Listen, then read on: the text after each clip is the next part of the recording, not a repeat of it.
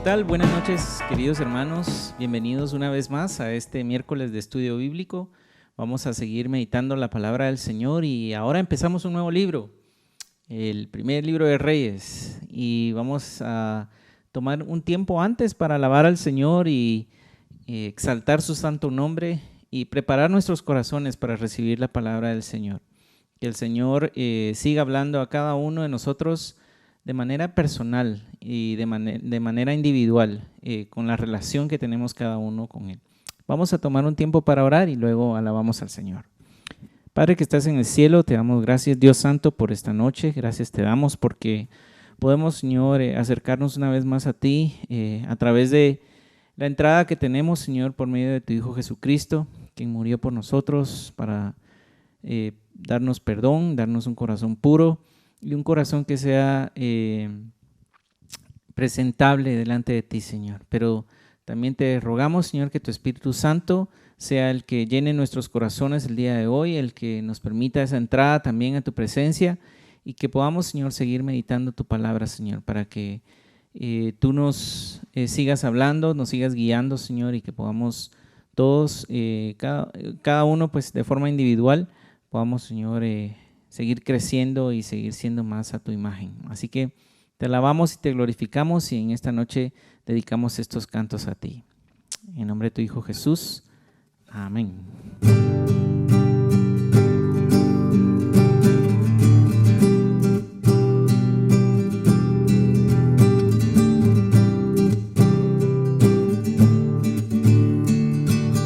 De gloria y esplendor. Gloria y esplendor se viste nuestro Dios. Te adore la creación, te adore la creación. Se cubre en la luz, la oscuridad, y tiembla ante su voz, y tiembla ante su voz. Cuán grande es Dios, cántale cuán grande es Dios, y todos lo verán, cuán grande es Dios. Siempre reinará, siempre reinará, los tiempos guiará, principio y el fin, principio y el fin. Bendita Trinidad, Padre y Majestad, Cordero y León, Cordero y León. dile cuán grande es Dios, cuán grande es Dios, cántale cuán grande es Dios, y todos lo verán, cuán grande es Dios, cuán grande es Dios, cántale cuán grande es Dios, y todos lo verán, cuán grande es Dios. Él es digno de alabar. Digno de alabar, Rey, autoridad,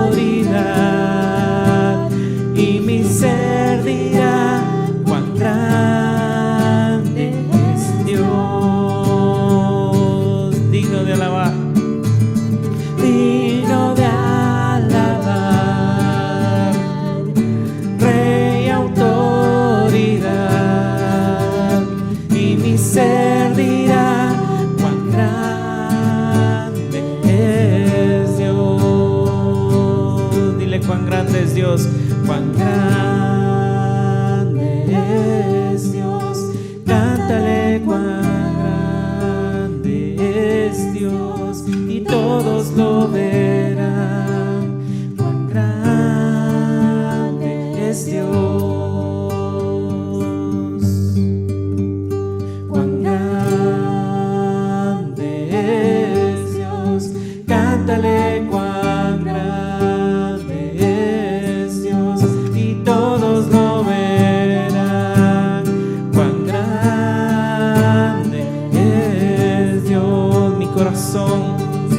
mi corazón entona la canción. Cuán grande es Él, cuán grande es Él. Mi corazón entona la canción. Cuán grande es Él,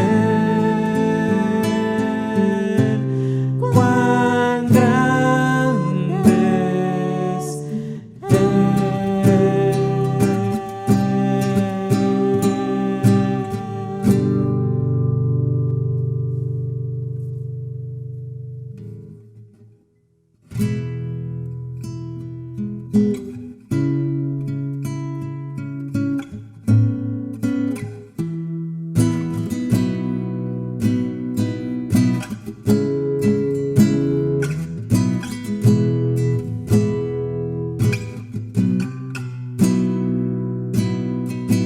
Este es mi deseo.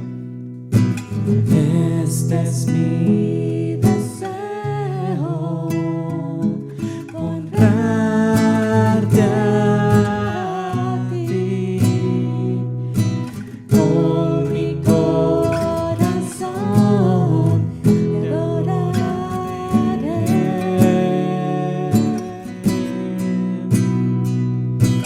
Con todas mis fuerzas te exaltaré.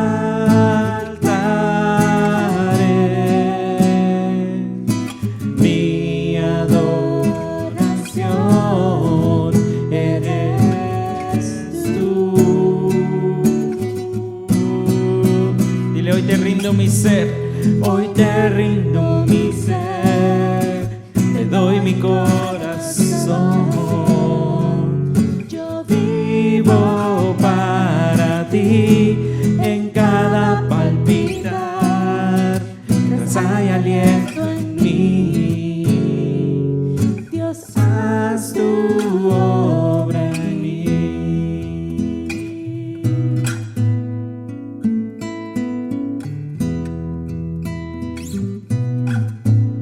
Este es mi deseo. Este es mi deseo, honrarte a ti. Con mi corazón te adoraré.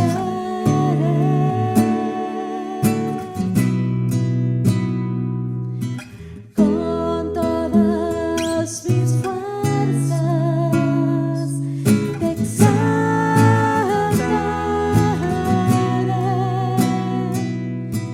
Mi adoración eres tú.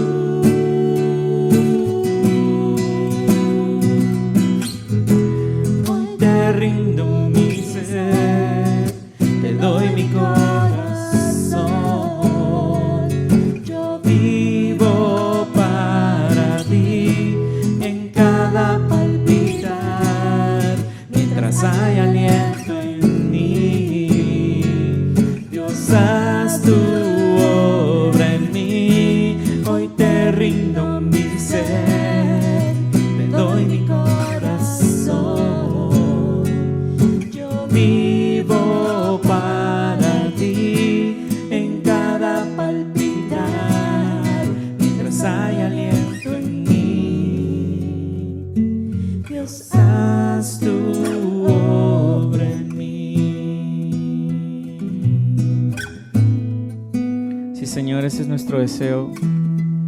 Que tú hagas, Señor, un cambio en nuestro corazón, Señor. Ayúdanos, Señor, a dejarnos ser cambiados por ti, Señor. Que podamos ser moldeados por ti, Señor, de acuerdo a tus principios, a tu verdad, de acuerdo, Señor, a lo que tú deseas para cada uno de nosotros. Te lo pedimos en el nombre de tu Hijo Jesús. Amén. Buenas noches a todos, a mis hermanos. Qué bendiciones poder otra vez conectarnos y continuamos con nuestro estudio a través de la Biblia como todos los miércoles. y hemos llegado al inicio de un nuevo libro. Vamos a estar hoy empezando a estudiar el primer libro a los reyes o de los reyes. Eso es lo que vamos a estar en esta noche iniciando con el capítulo 1.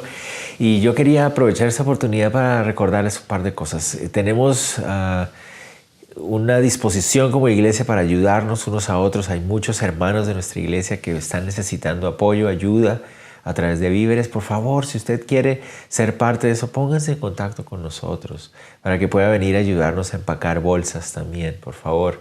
Y ya sea que también quiera usted donar de alguna manera, pero en ese momento requerimos mucho de su ayuda para poder empacar las bolsas, para armar las bolsas de víveres para los hermanos que necesitan. Entonces, por favor, contáctense con nosotros. Y nos sobra recordarles también que el próximo sábado, recuerden que los muchachos del Instituto Bíblico, 3 de ellos van a estar graduándose. Y si nos quieren acompañar a través del internet o solo estar orando por ellos, también sería algo muy lindo que podíamos hacer como iglesia. Pero bueno, estamos en Primero de Reyes, capítulo 1. Antes de que oremos, recuerden que todos estos libros del Antiguo Testamento no les decimos Primera y Segunda de Reyes, sino Primero y Segundo de Reyes, porque son libros, son masculinos. Entonces hoy estamos en el primer libro de Reyes, capítulo 1. Vamos a ir cerrando la historia de la vida de David. Entonces, ¿les parece si oramos? Vamos a orar. Señor, te damos gracias esta noche por la bendición de poder conectarnos a través del internet, de tener esta herramienta a través de la cual podemos estudiar la Biblia juntos. Y te ruego, Dios, que tú te glorifiques al iniciar este nuevo libro, Señor, que una vez más podamos encontrarnos con tu sabiduría que llega a nuestro corazón para confrontarnos, para enseñarnos, Señor. Por favor, glorifícate en tu iglesia. Pongo en tus manos a aquellos de mis hermanos que están pasando momentos difíciles, tal vez no solamente económicos, sino en salud o tal vez en emociones, tal vez en estado anímico. Señor, por favor, que cada uno de nuestros amigos, hermanos, Señor, puedan experimentar cómo eres tan real, tan fiel para suplir todas nuestras necesidades. Señor, gracias te damos en el nombre de Jesús. Amén. Bueno. Primer libro de Reyes, capítulo 1. Antes de que empecemos con el texto, quisiera darles un pequeño resumen del contexto de este libro, es decir, cuándo se escribió y cuál es su propósito, para que eso nos ayude a entender un poquito mejor hacia dónde se dirige el mensaje. En la tradición hebrea sabemos que estos 2 libros de Reyes son un solo libro. Y además los judíos consideran que el profeta Jeremías es el autor de estos 2 libros o este libro de los reyes. Estos 2 libros que vamos a empezar a leer y a estudiar a partir de este miércoles cubren aproximadamente 500 años de la historia de la monarquía de Israel. Se resume toda la historia de los reyes que hubo en Israel, aunque los 2 primeros libros de Primero y Segundo de Samuel se enfocaron en hablarnos de la monarquía de Saúl y David, es decir, la primera parte de esta monarquía. Estos segundos libros de Primero y Segundo de Reyes se van a enfocar en el resto de la monarquía de los reyes que vinieron después de ellos. Es posible que se haya escrito estos 2 libros al final, antes de que el reino del sur de Judá fuera llevado cautivo a Babilonia, porque justamente la historia termina ahí, la narración de la historia, y esto podría confirmar que fuera Jeremías, aunque nadie sabe con seguridad, porque Jeremías estuvo profetizando justo hasta ese momento. Además, podemos ver que el autor de este libro de Reyes, o los 2 libros de Primero y Segundo de Reyes, como quieran ustedes verlo, tuvo acceso a muchos libros y registros de las cortes reales de los diferentes reyes que se van a mencionar. Tuvo acceso a muchos documentos oficiales porque él hace mención constante a ellos. Vamos a ver que él dice, y en el libro de las crónicas de tal rey, y el libro de esto y en el libro de lo otro. Entonces él tuvo acceso a poder conocer diferentes registros de diferentes historias, porque son 500 años de historia las que se cubren.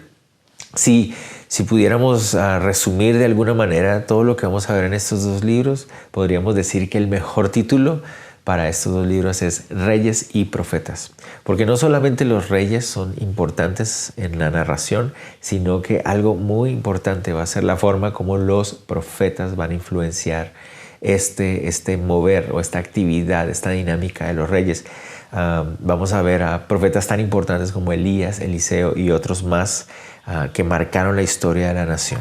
¿Okay? Entonces, antes de que empezáramos, solo para que ustedes lo puedan tener en cuenta, los primeros 2 capítulos de Primero de Reyes se van a enfocar en la transición de David a Salomón, ese cambio de reinado.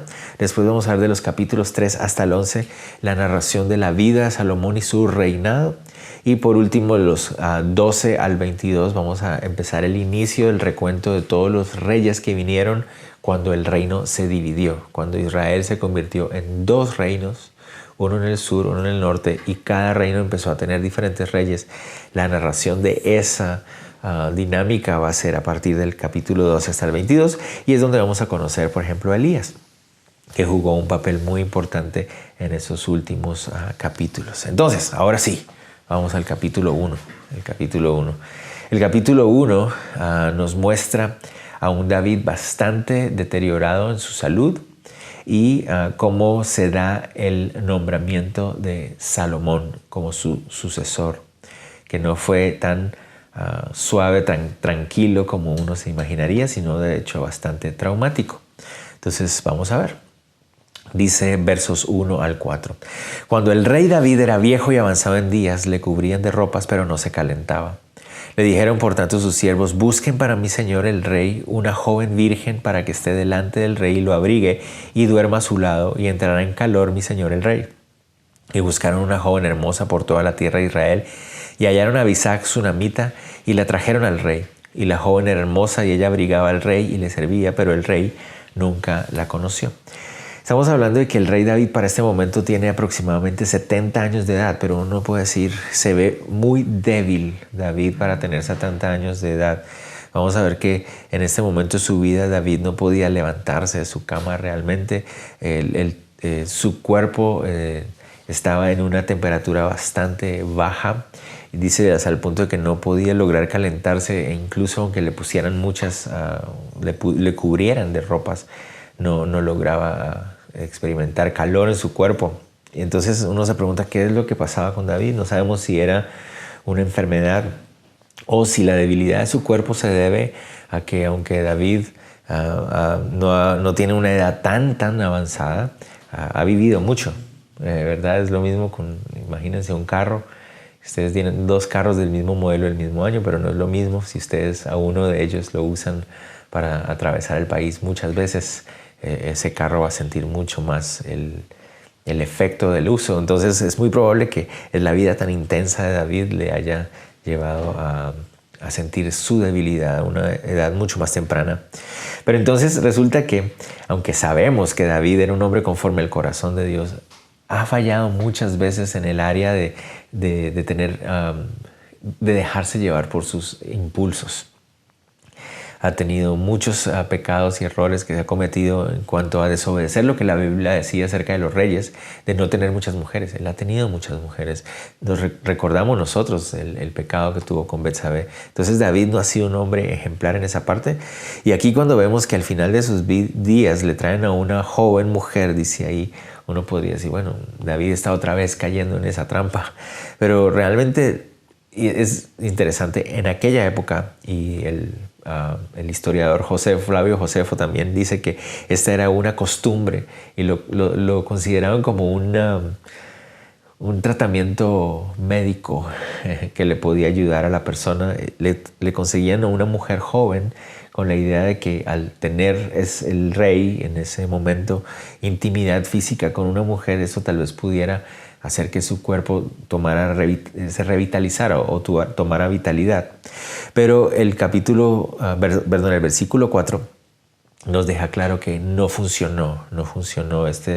La debilidad de David era tal que él no podía llevar a cabo una relación sexual con esta mujer, y eso lo hacen ahí, lo mencionan ahí para enfatizar en su debilidad física. David estaba muy débil, y eso significaba que probablemente David muriera en cualquier momento. Eso nos lleva al versículo 5, cuando Adonías, que es el 4º hijo de David, se da cuenta de la debilidad de su padre. Entonces él ve esto como una oportunidad. ¿Por qué? Porque recuerden, él es el 4º hijo de David, que nos decía el texto bíblico, nos lo dijo en 2 de Samuel capítulo 3, nos dio la lista de los hijos. Y vimos que Amnón era el primero, que Eliab, nunca sabemos qué pasa con él no se vuelve a mencionar, Absalón. Y entonces es muy probable que estos 3 ya hayan muerto. Por lo tanto, Adonías, que es el cuarto, vendría a ser como el sucesor al trono si lo viéramos en términos de orden cronológico en cuanto al heredero. Entonces Adonías lo entiende así, pero es muy posible que ya David hubiera dejado en claro desde tiempo atrás que Dios le había mostrado que Salomón iba a ser el rey. Entonces Adonías ve esto como una oportunidad. Él se da cuenta que era el momento exacto para él moverse. Mi padre está muy débil, seguramente no va a poder actuar, no va a saber qué hacer. Entonces yo tengo que aprovechar esa oportunidad para yo proclamarme rey. Y eso es lo que hace. Dice, entonces Adonías, hijo de Haguit, se rebeló diciendo, yo reinaré, yo voy a reinar, dijo. Se hizo de carros y de gente de a caballo, de 50 hombres que corriesen delante de él. Y su padre nunca le había entristecido en todos sus días con decirle, ¿por qué haces así? Además, este era de muy hermoso parecer y había nacido después de Absalón. Pero el sacerdote, y se había puesto de acuerdo con Joab, hijo de Sabia, y con el sacerdote Abiatar, los cuales ayudaban a Adonías. Entonces aquí vemos cómo Adonías prepara su rebelión. Él ve la oportunidad para aprovechar. Y entonces noten varias características aquí de Adonías. La primera, noten que actuó muy parecido a su hermano Absalón. Noten incluso que el texto dice en el verso 6 al final, y había nacido después de Absalón, era el que seguía después de Absalón. Y eso, la referencia aquí pareciera ser que nos muestra que Adonías es un hombre que ha visto a Absalón como un ejemplo. Para Adonías, Absalón había sido un ejemplo, porque noten que actúa de la misma manera. Cuando Absalón se rebeló a David, también levantó carros y hombres, actúa de la misma manera. Y una de las graves combinaciones que vemos aquí es un corazón orgulloso, el corazón orgulloso de Adonías y de Absalón, mezclado con un buen parecer. Noten ustedes que dice que además era de muy hermoso parecer. Tristemente, cuando tú unes esas dos cosas no suelen ser una muy buena combinación. Cuando una persona tiene, digamos, un atractivo físico y además está combinado con un corazón orgulloso y arrogante, suelen ser malas combinaciones. El ser de buen parecer lo hacía atractivo a la gente y las personas se acercaban a él. Entonces Adonías vino y se acercó a Joab, que se acuerdan es el comandante del ejército de David, el sobrino de David, el que hemos siempre visto tan leal a David, pero con tantos problemas de carácter. Y Adonías se acerca a Joab para que lo apoye en proclamarse rey. Pero no solamente Joab, sino también Abiatar, otro hombre que había sido muy fiel a David. Abiatar se había unido a David cuando David apenas estaba huyendo de Saúl. Entonces es sorprendente encontrarse ahí estos dos personajes apoyando a Adonías. Muy posiblemente Adonías le está ofreciendo a Joab la idea de, mira, tú ya estás también mayor, mi padre ya va a morir y lo único que te puede a ti garantizar que tú permanezcas en tu posición es si me apoyas. Si tú me apoyas a mí, yo te garantizo que vas a ser el comandante todavía. Entonces Joab se sintió atraído por eso seguramente. Lo interesante es que esa es la misma forma en que Abner actuó. Y Abner fue uno que Joab mató a sangre fría. Y ahora Joab está actuando de la misma manera en que Abner había actuado. Entonces, estas características de Adonías no le ayudaban. Era un hombre arrogante que había sido inspirado por su hermano Absalón. Era de muy buen parecer. Pero otra cosa que hace más daño aún es que el texto dice que David como papá, como padre, nunca había entristecido a Adonías diciéndole ¿por qué haces así? Y esa referencia ahí, entristecer, esa palabra literalmente se refiere a la idea de reprender. Se refiere a la idea de hacer reprensión al corazón de manera que se entristece el corazón.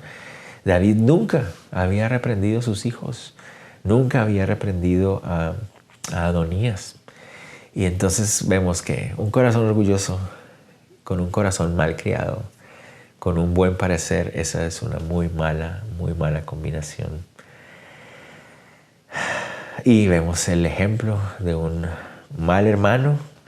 También vemos la falla de un padre que no llamó la atención de sus hijos. Y todo esto se hace una mala combinación en la persona de Adonías y él se levanta en rebelión. Y eso nos llama la atención. Otra vez volvemos a hablar como padres. Nuestra responsabilidad de reprender a nuestros hijos, de que ellos puedan sentir que les amamos, pero que también es necesario ser corregido de vez en cuando, porque la falta de corrección nos puede llevar a una muy mala forma o actitud de vida. Entonces aquí está.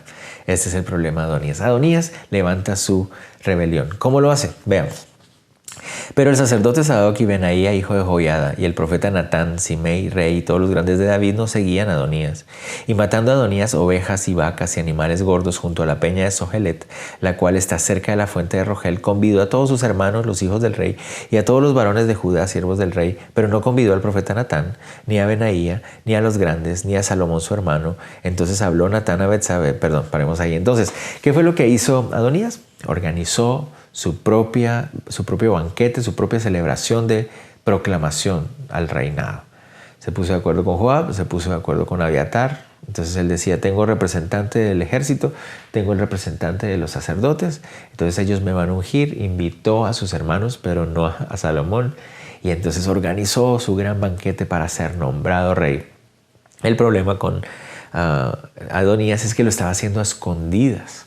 Lo hacía a escondidas del rey, lo hacía a escondidas del pueblo, lo hacía en secreto porque él sabía que lo que estaba haciendo estaba mal. Y aquí hay otra buena enseñanza para nosotros. No podemos nosotros confiar. Cada vez que estamos queriendo hacer algo a escondidas suele ser algo incorrecto. Lo que es hecho a escondidas por lo general es porque tiene un contenido de algo incorrecto. Entonces Adonías preparó este banquete en privado con el apoyo. Él dijo, ya tengo el apoyo del ejército, tengo el apoyo de los sacerdotes, aquí lo vamos a hacer. Invitó a todos sus hermanos y tuvo su banquete. Pero eso llegó a los oídos de alguien. Veamos, verso 11. Entonces habló Natán a Betsabé, madre de Salomón, diciendo, ¿no has oído que reina Adonías, hijo de Hagit, sin saberlo David nuestro señor? Ven pues ahora y toma el consejo para que conserves tu vida y la de tu hijo Salomón. Ve y entra al rey David y dile, Señor, rey mío, ¿no juraste a tu sierva diciendo, Salomón tu hijo reinará después de mí y él se sentará en mi trono? ¿Por qué pues reina Adonías? Y estando tú aún hablando con el rey, yo entraré tras ti y reafirmaré tus razones. Entonces Betsabé entró a la cámara del rey, y el rey era muy viejo, y Abisag sunamita le servía. Y Betsabé se inclinó, hizo referencia al rey y le dijo, ¿qué tienes? Y el rey le dijo, ¿qué tienes? Y ella respondió, Señor mío, tú juraste a tu sierva por Jehová tu Dios, diciendo, Salomón tu hijo reinará después de mí, y él se sentará en mi trono. Y aquí ahora Adonías reina, y tú, mi señor, hasta ahora no lo sabes. Ha matado bueyes, animales gordos, muchas ovejas, ha convidado a todos los hijos del rey, al sacerdote Abiatar y a Joab, general del ejército, mas a Salomón tu siervo no ha convidado. Entre tanto, Señor mío, los ojos de todo Israel están puestos en ti para que les declares quién se ha de sentar en el trono de mi señor el rey después de él. De otra manera sucederá que cuando mi señor el rey duerma con sus padres, yo y mi hijo Salomón seremos tenidos por culpables. Entonces, Natán, el profeta, ¿se acuerdan? Un profeta muy conocido para David. Recuerden, Gad y Natán son dos profetas que Dios usa para hablar al corazón de David. Resulta que Natán llega a escena y él se entera de lo que está sucediendo con Adonías, de este banquete que Adonías tiene para autoproclamarse rey. Y él habla con Betsabé. Betsabé es esposa de David, es una de las esposas de David. Recuerden, la famosa Betsabé. ¿Pero por qué habla con ella? Porque como ya David había dejado claro que el que iba a ser el descendiente, el sucesor del trono era Salomón, Natán sabía que lo más normal sería que cuando Adonías tomara control y posesión, mandaría matar a Salomón y a todas sus personas cercanas, incluida su mamá. Entonces por eso habla con Betsabé, y aprovechando que Betsabé es esposa de David y que tiene cercanía a él, habla con ella para que ella entre, pero él le dice, yo voy a entrar después de ti para reafirmar tus razones, para que el rey se dé cuenta de lo urgente de esto. Aquí yo me ponía a pensar en lo incómodo que debía haber sido que Betsabé entrara y encontrara a David con esta muchacha que era la concubina de David cuando ella es la esposa. Bueno, enredos causa del pecado.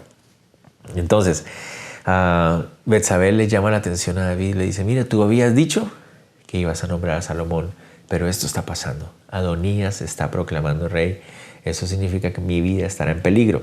Cuando ella está diciendo eso, verso 22 dice, Mientras aún hablaba ella con el rey, he aquí vino el profeta Natán, y dieron aviso al rey diciendo, he aquí el profeta Natán, el cual entró al rey, se postró delante del rey, inclinando su rostro a tierra, y dijo Natán, rey, señor mío, ¿has tú dicho Adonías reinará después de mí, y él se sentará en mi trono?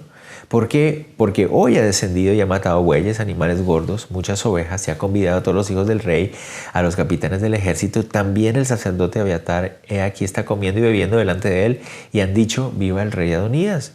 Pero ni a mí tu siervo, ni al sacerdote Sadoc, ni a Benaía, hijo de Joiada, ni a Salomón tu siervo han convidado. ¿Es este negocio ordenado por mi señor el rey, sin haber declarado a tus siervos quién se había de sentar en el trono de mi señor el rey después de él? Entonces ahora Natán entraba. Y el propósito de esta intervención de Natán es para que David se dé cuenta de lo grave de la situación. Es posible que maten a Salomón, es posible que maten a Betsabé. Y además de eso, lo que Natán quiere hacerle dejar en claro a David es, mira, Dios ya había dejado algo establecido, Dios ya te había mostrado algo, pero ahora tú estás tomando una decisión que va en contra de la voluntad de Dios. Natán sabe que no es así, pero quiere presentárselo de esa manera a David para que David caiga en razón. Y dice, no. O sea, David había sido muy mal padre, eso podemos decirlo, pero si algo vemos en David, era un hombre que estaba interesado en que se hiciera la voluntad de Dios. Él quería que se hiciera la voluntad de Dios. Entonces cuando Natán le hace ver que Adonías está asumiendo un rol que no se le ha dado y que la voluntad de Dios no se va a llevar a cabo, ahí es cuando reacciona. Claro, bien, cuando Betsabé le dijo, mi vida está en peligro, la de Salomón, eso lo hizo reaccionar. Entonces esa es la razón por la cual Natán y Betsabé actúan así, para que David, en medio de su debilidad, entienda lo que está sucediendo, lo urgente y lo grave de la situación. Continuemos. Entonces David tomó una decisión. El rey David entonces respondió y dijo, llamadme a Betsabé. Y ella entró a la presencia del rey y se puso delante del rey. Y el rey juró diciendo, vive Jehová, que ha redimido mi alma de toda angustia, que como yo te he jurado por Jehová Dios de Israel, diciendo, tu hijo Salomón reinará después de mí, y él se sentará en mi trono en lugar mío, que así lo haré hoy. Entonces Betsabé se inclinó ante el rey con su rostro a tierra, y haciendo reverencia al rey dijo, viva mi señor el rey David para siempre. Cuando Natán le confirma entonces a David lo que está sucediendo, lo grave que era, entonces David actúa, manda a llamar a Betsabé y le dice, mira, lo que yo te había dicho que va a suceder con Salomón, va a suceder, te lo garantizo. No sabemos en qué momento fue que David le hizo esa promesa a Betsabé, porque en el texto no aparece. Pero cuando leemos 1 de Crónicas 22, vemos que David sí le había dicho a Salomón que Dios le había mostrado que él sería el sucesor. Eso está en 1 de Crónicas 22, del 7 al 9. Dice, y dijo David a Salomón, hijo mío, en mi corazón tuve de edificar templo al nombre de Jehová mi Dios, mas vino palabra a mí de Jehová diciendo, tú has derramado mucha sangre y has hecho grandes guerras, no edificarás casa a mi nombre porque has derramado mucha sangre en la tierra delante de mí. He aquí te nacerá un hijo, el cual será varón de paz, porque yo le daré paz de todos sus enemigos en derredor, por tanto su nombre será Salomón, y yo daré paz y reposo sobre Israel en sus días.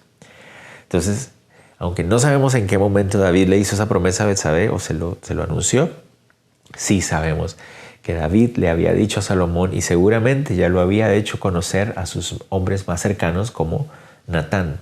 Entonces por eso David dice en ese momento, Betsabé, te confirmo, te garantizo que lo que había dicho es lo que va a suceder. Entonces, verso 32, el rey David dijo, llamadme al sacerdote Sadoc, al profeta Natán y a Benaía, hijo de Joiada. Y ellos entraron a la presencia del rey.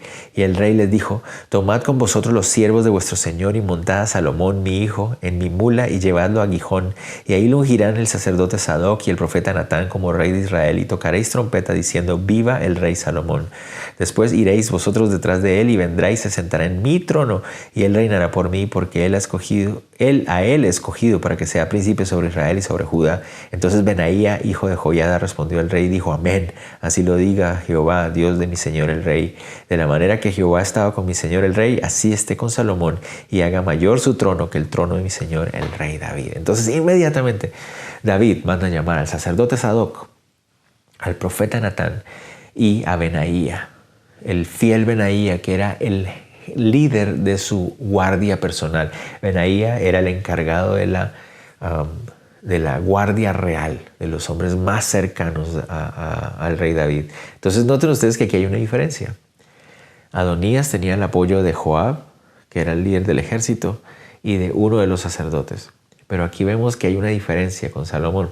Salomón tenía el apoyo, 1, del rey, de su papá, 2, de los sacerdotes en Sadoc, 3, del ejército en el hombre más cercano, el jefe de la guardia real en Benaía, y 4, tenía el apoyo de los profetas en Natán. Entonces, eso era bastante claro. Además, noten ustedes cómo lo organiza David. David, muy sabio en ese momento, organiza las cosas diciendo, miren, denle mi mula real. Las mulas en esa época eran considerados animales muy costosos, muy valiosos. Eran traídos del exterior y eran usados por los reyes. Le estoy diciendo que use mi cabalgadura oficial. En aquella época, usar la cabalgadura oficial del rey era ser considerado traición, a menos de que el rey te dijera a ti, úsalo, que significaba un gran privilegio. Y aquí es clarísimo, denle mi cabalgadura real y que cuando regrese se siente en mi trono. David en ese momento estaba desligándose del poder para que Salomón pudiera tomar el poder. Y David sabía que eso era lo más sano. David no tenía ningún problema con el desligarse del poder para que Salomón tomara el poder si se estaba cumpliendo la voluntad de Dios. Y esa es una buena enseñanza para nosotros también.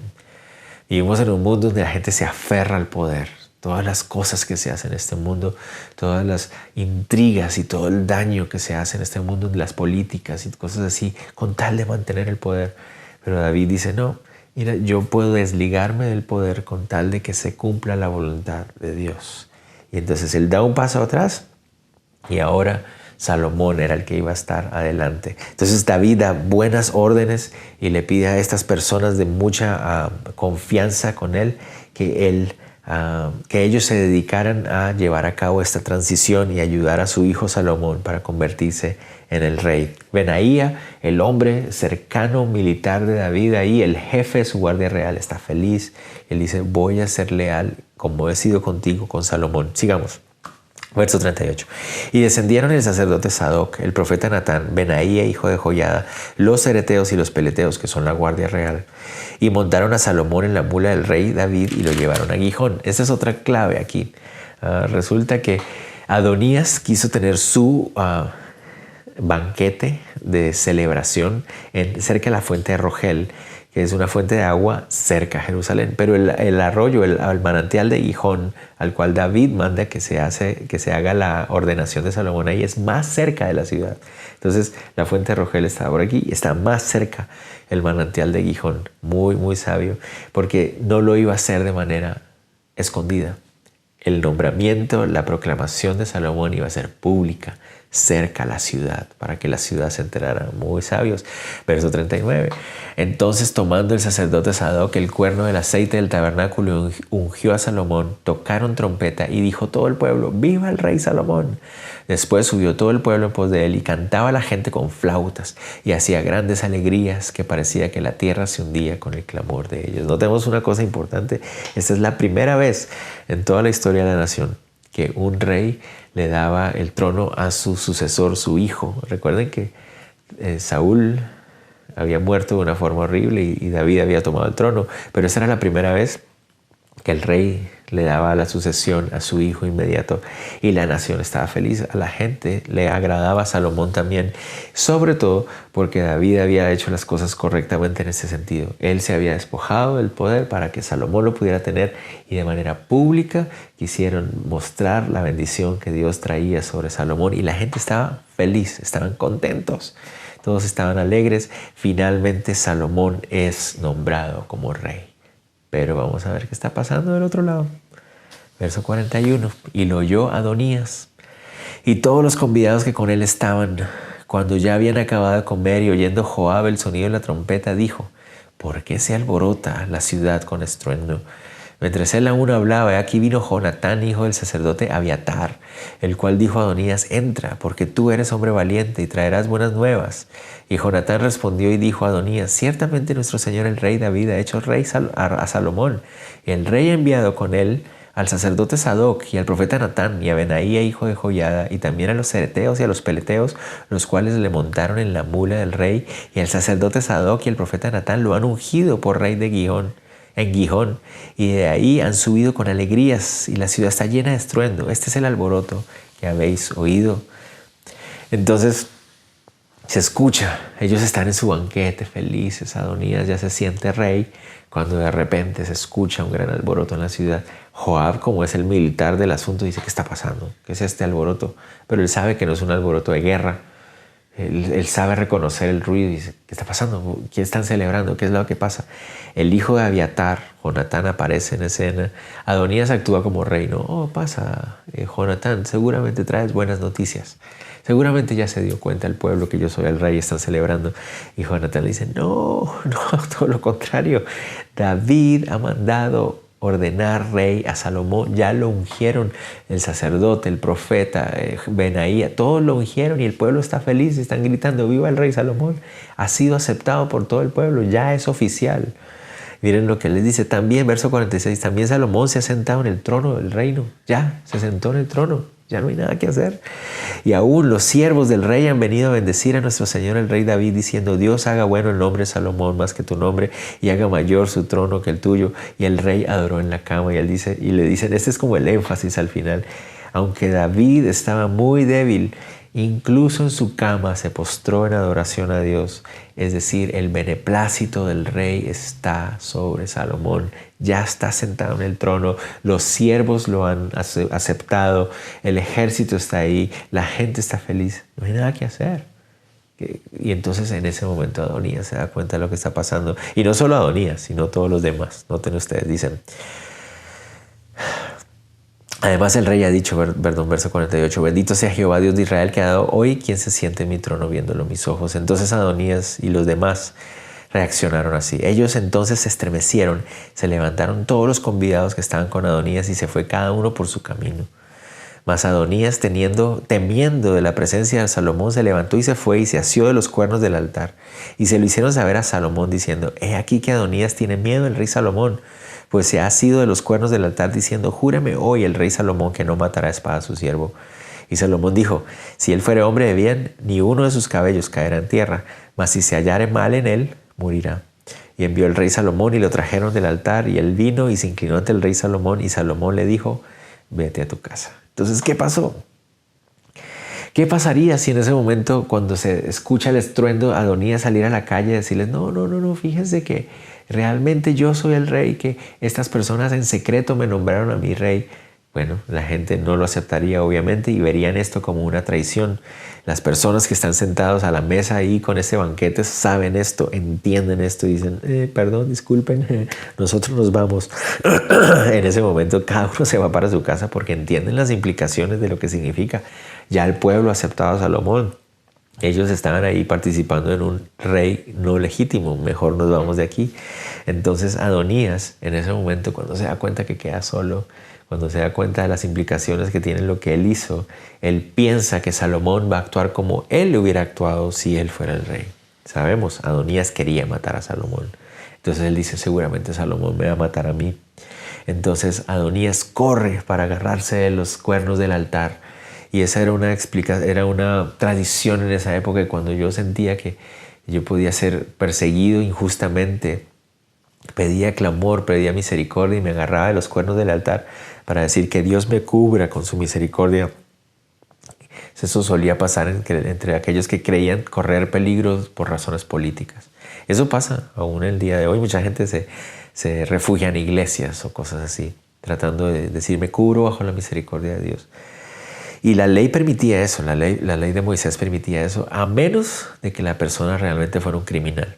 Y más adelante vamos a ver eso, tal vez la próxima semana, cuando vemos que hubo otro personaje que quiso agarrarse de los cuernos del altar para pedir misericordia, pero no merecía esa misericordia. Pero bueno, Salomón sí mostró misericordia y le dijo: miren, si Adonías se porta bien y no levanta ninguna rebelión, no tiene nada que temer. Pero si actúa mal, entonces va a morir. Entonces Adonías dice: no, yo me voy a portar bien, Entonces Salomón le dice: ok, está bien, vete a tu casa y extiende misericordia hacia Él. Y en este capítulo vemos cómo David dejó de ser rey en sus últimos momentos de vida para darle el trono a Salomón. A partir de ahorita, Salomón es el rey de la nación. El capítulo 2 se va a enfocar en mostrarnos esos últimos días de relación entre David y Salomón antes de que David fallezca. Pero quiero cerrar con esto. ¿Qué enseñanzas podemos sacar? Bueno, hay varias enseñanzas prácticas, pero esas son las dos que yo quisiera proponerles. 1.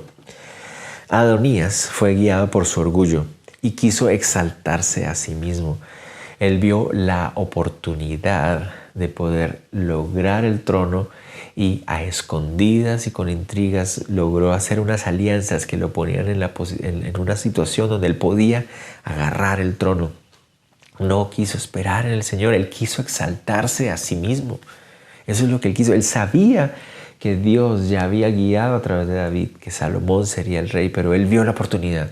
Mi padre está débil, en cualquier momento muere. Entonces yo voy a empezar a preparar la forma en que yo pueda tomar el trono, yo pueda tomar el poder, voy a exaltarme a mí mismo. Y la Biblia nos habla acerca de que no debemos hacer eso. Voy a leerles un pasaje que está en el Salmo 75, del 4 al 7, dice así: a los insensatos les digo, no sean arrogantes, y a los impíos, no sean orgullosos, no hagan alarde de poder, no levanten la nariz.